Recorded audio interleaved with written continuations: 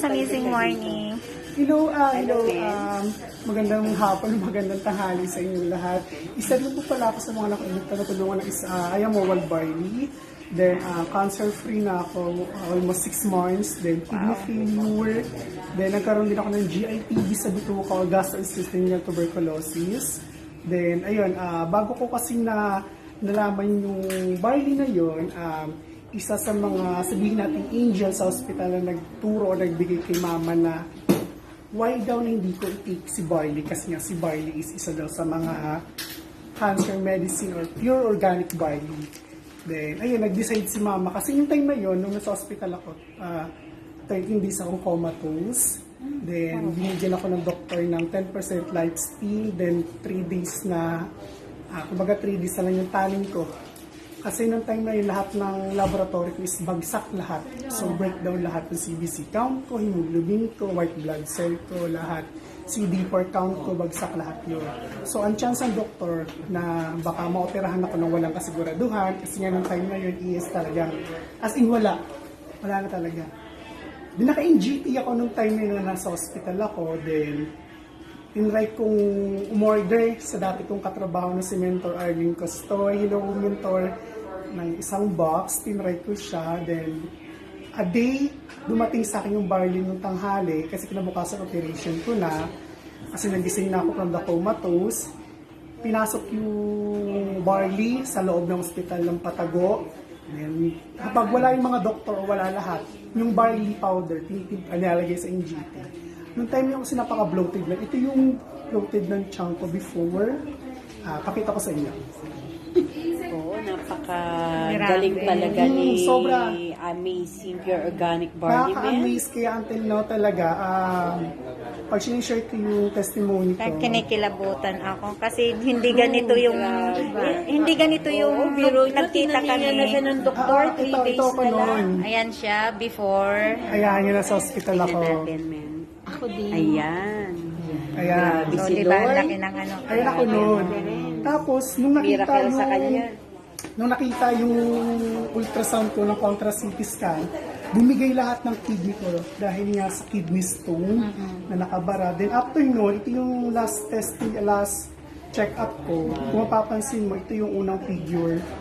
2, mapapansin nyo, kidney disease siya. Oh, yan, kidney disease. Oh. Yan.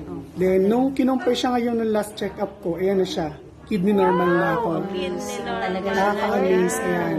Grabe si Lord. Pwede makita po yung mga Yes, mo before. ito yung before ko, yung colon cancer ko. Yan, sa bituka, sa small intestine, ayan siya.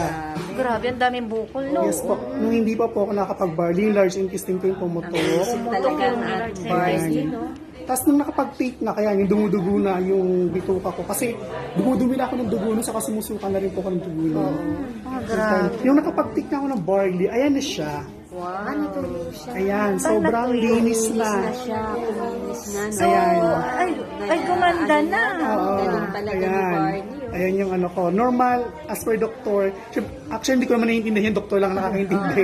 Pero yun nga, sabi ng Sabi doktor. niya, ng doktor, normal na. Normal na. Tapos nung kuoperahan ako, nung nag-release sila doon sa ultrasound ko na bumigay yung kidney ko. Nung nilabas yung kidney ko, nagulat daw sila after 2 days. Ba't naging normal daw ang kidney ko? Yan yung nakakainom ka na ng barley. Nakakainom ako ng continuous. barley continuous. Kaya na yung... So, ibinalik.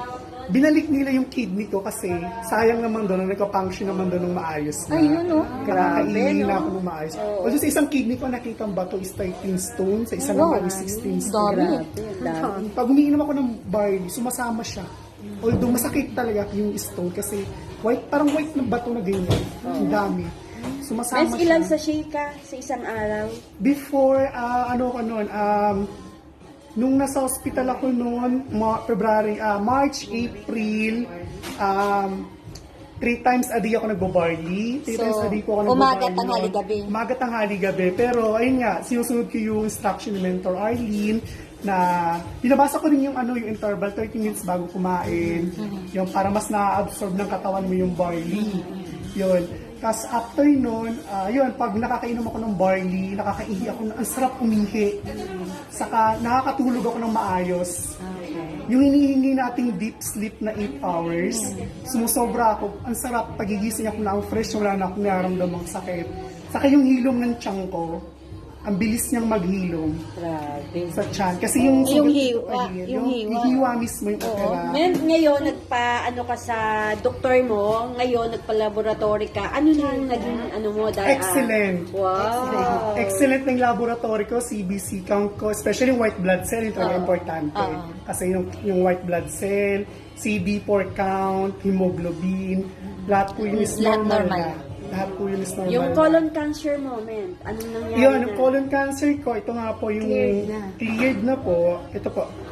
Ito yung before, yung mga hindi nakakita. Ito po, ayun yung before kong colon cancer. Pwede pa Ayan. ano ako. Yes po. Grabe siya. Ayan. Grabe na.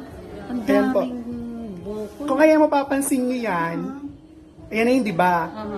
Tapos ayan na yung large intestine ko nung pumutok. Yung pumutok. Kasi puputulin na rin yan eh.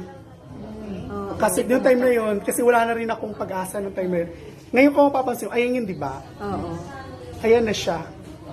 Grabe. Sobrang clear. Ilang months na yun? Nang iyong ininom yung barley na 6 months. Wow. 6 months, 3 times a day. And after nung 3 times a day ako nag 3 months, nung nagno-normal naman na ako, sabi ko, try ko kayang i 2 times a day. Nung parang normal naman yung pakiramdam ko, ma-absorb na rin parang yung timbang ko, umaayos na rin na lahat. So 2 times a day. 2 times a day. Ngayon, 1 times a day. Ayun. Parang ginawa ko na Once siyang a day maintenance. na. Once a day na lang Kasi ako. okay na, Kaya clear ka parang na, normal, clear nag-cancer-free na tayo. Yes. Kaya lahat ng mga toxic medicine na binibigay sa akin ng doktor, sorry, pero parang ayokong uminom kasi parang lalo ko nahihilo. Nag-barley ako kasi alam ko sa sarili ko na assure na napaka-healthy ng barley sa katawan. Hindi lang siya Huwag nang lalagyan ng synthetic. true, hindi lang siya para sa cancer. Lahat nadadala niya.